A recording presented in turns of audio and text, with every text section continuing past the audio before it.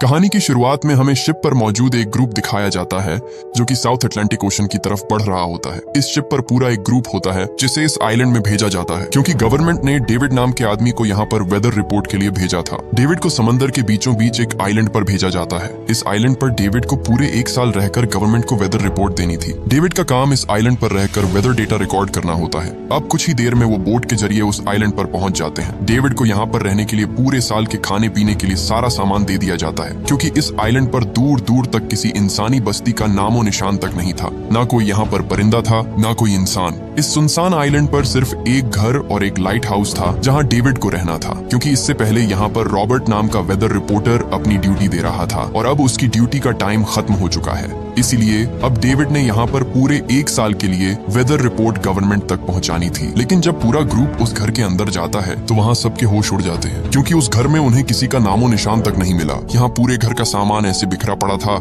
जैसे कोई यहाँ पर सालों पहले रहता ही नहीं था। ये देखकर डेविड कैप्टन से कहता है कि हमें उस लाइट हाउस जाकर देखना चाहिए, क्या पता वहाँ पर कोई हो। लेकिन जब दोनों वहाँ पर पहुंचे तो लाइट हाउस के चारों तरफ लकड़ियां लगी हुई थी, जैसे किसी ने जानबूझकर इस लाइट हाउस पर लकड़ियों को लगा दिया हो ताकि कोई भी इस लाइट हाउस के अंदर ना आ सके। यहाँ कैप्टन कई बार दरवाजे पर दस्तक देता रहा लेकिन अंदर से कोई भी जवाब नहीं मिला। ये देखकर डेविड ने दरवाजे को जोर से धक्का देकर उसे खोल दिया। लाइट हाउस के अंदर जाते ही उन्हें एक आदमी मिला जिसका नाम ग्रूनर था। जब कैप्टन ने उससे इस आइलैंड के पुराने वेदर रिपोर्टर के बारे में पूछा तो ग्रूनर ने बताया कि वो कब का मर चुका है। वो समंदर पर फिशिंग करने के लिए गया था लेकिन वापस नहीं आया, शायद वो डूब कर मर चुका है। ये देखकर डेविड और कैप्टन दोनों डर जाते हैं और कैप्टन डेविड से कहता है कि अगर तुम यहाँ पर रहे तो तुम्हारी जान को खतरा हो सकता है। अगर तुम हमारे साथ वापस जाना चाहते हो तो जा सकते हो। लेकिन डेविड ने आगे से साफ साफ मना कर दिया। डेविड कहता है कि ये मेरी ड्यूटी है और मैं इसे पूरा करके ही जाऊंगा। आगे से कैप्टन उसे अपनी हिफाजत के लिए एक पिस्टल दे देता है। उसके बाद वो पूरा ग्रुप वहाँ से वापस निकल पड़ता है। अब डेविड घर के अंदर बिखरे सब सामान को सही तरह रखता है और घर में रहने के लिए अपने लिए जगह बना देता है। फिर डेविड थोड़ा रेस्ट करता है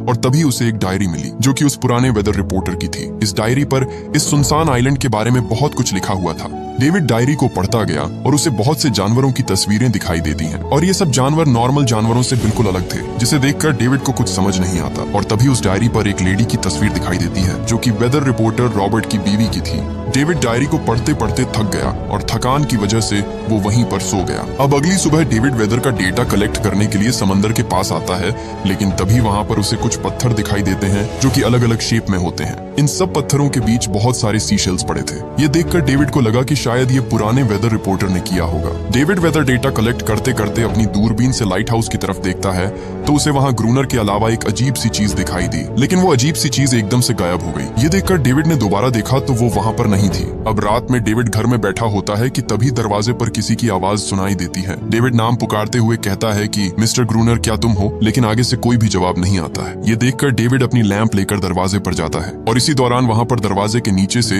एक अजीब सा हाथ अंदर आने की कोशिश कर रहा था। ये हाथ बिल्कुल इंसानों जैसा नहीं था। डेविड ये देखकर फौरन घर की बेसमेंट में जाकर छुप जाता है और वो अजीब सी चीज क्रीचर डेविड के घर के अंदर घुस गई थी। वो क्रीचर पूरे घर के अंदर घूम रही थी लेकिन बेसमेंट के अंदर डेविड के हलचल की आवाज उस क्रीचर ने सुन ली और उस बेसमेंट के ऊपर आकर डेविड को देख लेती है। ये देखकर डेविड ने अपना चाकू उसकी आंख पर मार दिया जिससे वो क्रीचर वहां से भाग जाती है। डेविड उस क्रीचर को देखकर इतना डर गया जैसे उसके पैरों तले जमीन निकल गई हो। अब सुबह डेविड बाहर आता है तो उसे घर के रास्ते पर बहुत सारे पैरों के निशान दिखाई देते हैं। ये अजीब से निशान किसी इंसान के पैरों के तो बिल्कुल भी नहीं थे। ये देखकर डेविड का डर और भी बढ़ने लगा और वो सीधा लाइट हाउस के पास आ जाता है और जोर जोर से चिल्लाता है दरवाजा खोलो। लेकिन ग्रूनर भी उसके मुंह नहीं लगना चाहता था। ग्रूनर उसे साफ साफ कहता है कि तुम यहाँ से चले जाओ। इसी दौरान ग्रूनर गुस्से से उसके ऊपर पानी फेंकता है और यहाँ से जाने के लिए कहता है। यह देखकर डेविड वहाँ से दोबारा अपने घर की तरफ आ जाता है और आते ही उसने अपने घर को उन क्रीचर से सुरक्षित रखने के लिए बहुत सी लकड़ियां ली और अपने घर के आसपास लगाने लगता है। डेविड अपने पूरे घर की सब खिड़कियों को लकड़ियों से मजबूत कर देता है और कुछ पुरानी किताबों को घर के चारों तरफ फैलाकर उन पर तेल छिड़क देता है ताकि जब भी वह क्रीचर आए तो वह आग लगाकर उन्हें भगा सके। डेविड की खुशकिस्मती यह थी कि उस घर में उसे एक गन मिल जाती है जिससे अब वह उन क्रीचर्स से लड़ पाएगा। अब जैसे जैसे अंधेरा बढ़ रहा था डेविड का डर भी उतना ही बढ़ता जा रहा था। डेविड डर की की वजह से अपने हाथ में गन पकड़े हुए था। और तभी डेविड एक खिड़की से देखता है तो बाहर समंदर से बहुत सारे क्रीचर्स उसके घर की तरफ बढ़ रहे थे। यह देखकर डेविड के पैरों तले जमीन निकल जाती है, क्योंकि उन क्रीचर्स की तादाद इतनी थी कि वो अकेले उन क्रीचर्स को कभी भी खत्म नहीं कर सकता था। और इसी दौरान वहां पर वो क्रीचर्स घर के दरवाजे पर आ जाते हैं। ये देखकर डेविड भी तुरंत फायर करने लगता है, लेकिन डेविड के फायर करने से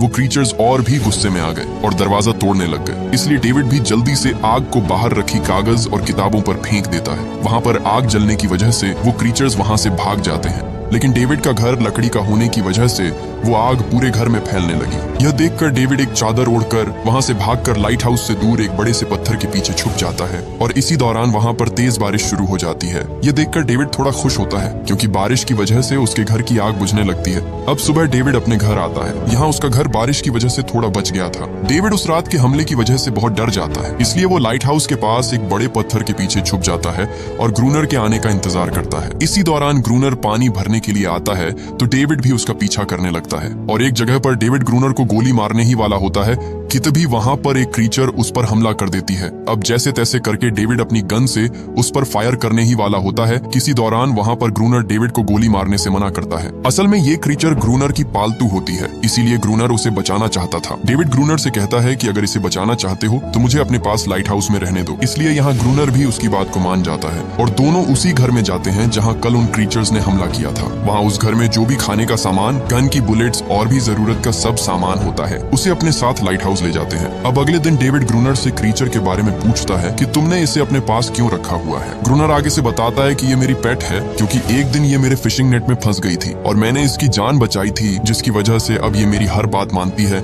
और मेरी पालतू बन गई है। और रात में इसके दूसरे साथी भी इसलिए हम पर हमला करते हैं क्योंकि उन्हें ये लगता है कि हमने इसे कैदी बनाया हुआ है। वो सब क्रीचर्स इसे हमसे छुड़ा कर ले जाना चाहते हैं। अब रात हो जाती है और ग्रूनर डेविड से कहता है कि अपनी गन तैयार कर लो। और उसी दौरान वहां पर ग्रूनर के फ्लेयर गन चलाते ही समुद्र से बहुत सारे क्रीचर्स बाहर निकलकर लाइट हाउस की तरफ बढ़ने लगते हैं। ये देखकर ग्रूनर लगातार फायर करता जा रहा था, लेकिन डेविड अपने डर की वजह से उन क्रीचर्स पर फायर करने की बजाय लाइट हाउस के अंदर जाने लगा। ग्रूनर उसे कहता रहा कि गोली चलाओ, लेकिन डेविड इतना डर गया था कि वो वहीं पर बेहोश हो जाता है। लेकिन ग्रूनर पूरी रात अकेले क्रीचर्स का सामना करते हुए लड़ता रहा। अब अगली सुबह ग्रूनर गुस्से में डेविड के मुंह पर पानी फेंकता है और कहता है कि अगर लाइट हाउस में रहना है तो इन क्रीचर्स को मारना पड़ेगा, नहीं तो लाइट हाउस से निकाल दिया जाएगा और लाइट हाउस के सब कामों में मेरा साथ देना होगा, तभी तुम यहाँ रह सकते हो। इसलिए डेविड को ये सब करना पड़ता है क्योंकि डेविड के पास कोई और चारा भी नहीं था। इसलिए डेविड को लाइट हाउस और ग्रूनर के सब काम करने पड़ते हैं। अब रात हो जाती है और दोनों उन क्रीचर्स का सामना करने के लिए तैयार खड़े थे और तभी फ्लेयर चलाने पर वहाँ समुद्र से उन क्रीचर्स की पूरी फौज निकलकर लाइट हाउस की तरफ बढ़ने लगती है। इसलिए आज डेविड को मजबूरन उन पर गोली चलानी थी। तभी ग्रूनर डेविड से कहता है, गोली चलाओ, ये तुम्हारे पास आखिरी मौका है। और ग्रूनर डेविड को बाहर बंद करके खुद शांति से अंदर बैठ जाता है ताकि डेविड भी इन क्रीचर्स का अकेले सामना कर सके। डेविड पूरी रात इन क्रीचर्स से लड़ता रहा और रात से सुबह हो जाती है। तभी ग्रूनर डेविड के पास आता है तो डेविड बाहर थक हार कर बैठा हुआ था, क्योंकि पूरी रात उन क्रीचर्स से लड़ते लड़ते उसका बुरा हाल हो गया था। अब डेविड और ग्रूनर दोनों उन क्रीचर्स से लड़ते लड़ते कई महीने गुजर चुके थे। डेविड रोजाना लाइट हाउस के काम करता और पूरी रात उन क्रीचर्स से लड़ता। अब डेविड का दिल भर चुका था और वो जैसे तैसे करके यहाँ से निकलना चाहता था। धीरे धीरे वक्त गुजरता गया और अब डेविड को उस क्रीचर पर तरस आने लगा, क्योंकि ग्रूनर उस क्रीचर को अपना गुलाम बनाकर उसे बहुत टॉर्चर करता था और आहिस्ता आहिस्ता डेविड की दोस्ती भी उस क्रीचर के साथ होने लग गई थी और डेविड उसे एक नाम भी दे देता है, एनेरिस। अब रात में डेविड और ग्रूनर चेस गेम खेल रहे होते हैं, लेकिन वो गेम खेलते खेलते लाइट हाउस की लाइट को ऑन करना भूल गए और इसी का फायदा उठाकर वो सब क्रीचर्स लाइट हाउस की तरफ बढ़ने लगते हैं। डेविड और ग्रूनर भी उन पर फायर करने लगते हैं, लेकिन इस दफा उन क्रीचर्स की तादाद पहले से 2 गुना बढ़ चुकी थी। अब डेविड और ग्रूनर के पास बुलेट्स भी लगभग खत्म हो चुकी थी,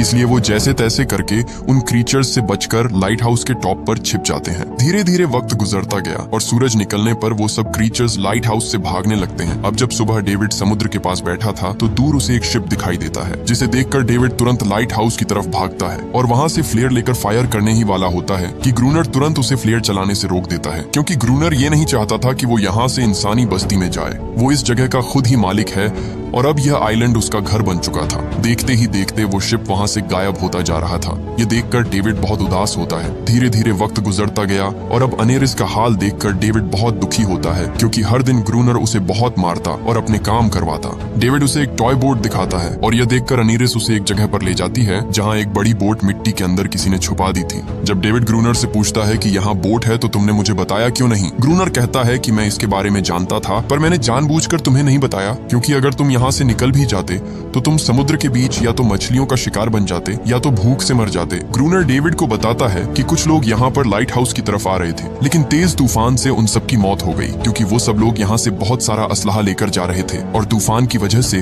वो सब डूब गए। इसलिए ग्रूनर उसे एक डाइविंग सूट दिखाता है, जिसे देखकर डेविड कहता है कि मैं इस सूट को पहनकर समंदर में जा सकता हूँ, क्या पता हमें वहाँ से कुछ सामान मिल जाए जिससे हम इन क्रीचर्स से लड़ सकें। लेकिन ग्रूनर ने उसे साफ साफ मना कर दिया। अब जैसे जैसे वक्त गुजरता गया, डेविड और अनेरिस की दोस्ती और बढ़ती गई, जिसे देखकर ग्रूनर के अंदर डेविड के लिए दुश्मनी पैदा हो गई। इसलिए ग्रूनर उसी दिन उसे वो सूट देता है और कहता है कि तुम उस जगह पर जाने के लिए तैयार हो जाओ। पर डेविड को ये नहीं पता था कि ग्रूनर का इस बात को मान जाना उसके लिए एक जाल है। अब दोनों उस जगह पर पहुंच जाते हैं जहां वो शिप डूबा हुआ था। अब ग्रूनर डेविड को पानी के अंदर भेज देता है और डेविड उस टूटे हुए शिप तक आ जाता है, जहां उसे बहुत सारा सामान मिलता है जिसमें गोला बारूद था। धीरे धीरे वो सब सामान ग्रूनर ऊपर अपने पास खींचता गया, लेकिन इसी दौरान पानी के अंदर डेविड को अजीब सी आवाज सुनाई देती है कि तभी वहां पर वो क्रीचर्स आ जाते हैं, जिसे देखकर डेविड डर कर नीचे गिर जाता है। यहाँ डेविड का सूट इतना भारी था कि वो खड़ा नहीं हो पा रहा था। अब ऊपर हलचल न होने की वजह से ग्रूनर को लगा कि डेविड डूब कर मर चुका है, लेकिन डेविड अभी भी जिंदा था और वहां से खुद को बचाते हुए उस सूट को उतार कर बाहर निकल आया। घर आते ही जो उन्हें बॉक्स मिले थे उनमें बहुत सारे डायनामाइट थे और दोनों लाइट हाउस के चारों तरफ डायनामाइट फैलाने लगे, और जब भी वो क्रीचर्स हमला करें तो वो इन डायनामाइट से उनकी तादाद को कम कर सकें। अब वक्त गुजरता गया और उन्हें 3 हफ्ते गुजर चुके थे। वो हर रोज फ्लेयर चलाते, क्रीचर्स के आने का इंतजार करते, लेकिन दोनों ने क्रीचर्स का नामो निशान तक नहीं देखा। इसलिए दोनों ने प्लान बी बनाया और लाइट हाउस का दरवाजा खुला छोड़ दिया, जिससे वो क्रीचर्स दरवाजे के पास आए तो उन्हें डायनामाइट से उड़ा दिया जाए। डेविड और ग्रूनर दोनों काफी देर तक उनके आने का इंतजार करते रहे, लेकिन एक क्रीचर भी वहां से नहीं आया। ये देखकर ग्रूनर ने अनेरिस को लाइट हाउस के टॉप पर ले आया और अनेरिस से कहता है कि गाना गाओ। अनेरिस के गाना गाते ही समंदर से उन क्रीचर्स की फौज लाइट हाउस की तरफ बढ़ने लगी और सब क्रीचर्स लाइट हाउस के दरवाजे से अंदर आने लगे। ये देखकर ग्रूनर तुरंत डायनामाइट का लीवर दबाता है, लेकिन वहां पर कोई ब्लास्ट नहीं होता, क्योंकि डेविड ने उस दिन दोनों कनेक्शन को ऑफ कर दिया था और दोबारा लगाना भूल गया था। लेकिन तभी डेविड दोबारा वहां पर जाकर दोनों कनेक्शन को ऑन कर देता है और फौरन वहां पर रखे लेवर को दबा देता है, जिससे वहां पर बड़ा ब्लास्ट होता है। ग्रूनर भी दूसरा लेवर दबा देता है, जिससे वहां पर सब क्रीचर्स तड़प तड़प कर मरने लगे। अब सुबह होती है और दोनों को होश आता है। असल में ब्लास्ट की वजह से दोनों की हालत खराब हो गई थी और वो बेहोश हो गए थे। वे दोनों लाइट हाउस के चारों तरफ क्रीचर्स का ढेर देखकर दंग रह जाते हैं, लेकिन अजीब बात ये थी कि अनेरिस वहां कहीं पर भी नहीं थी। धीरे धीरे समय गुजरता गया, लेकिन अभी तक अनेरिस वापस नहीं आई थी। अब एक रात डेविड ग्रूनर के पास रखी कुछ चीजों को देखता है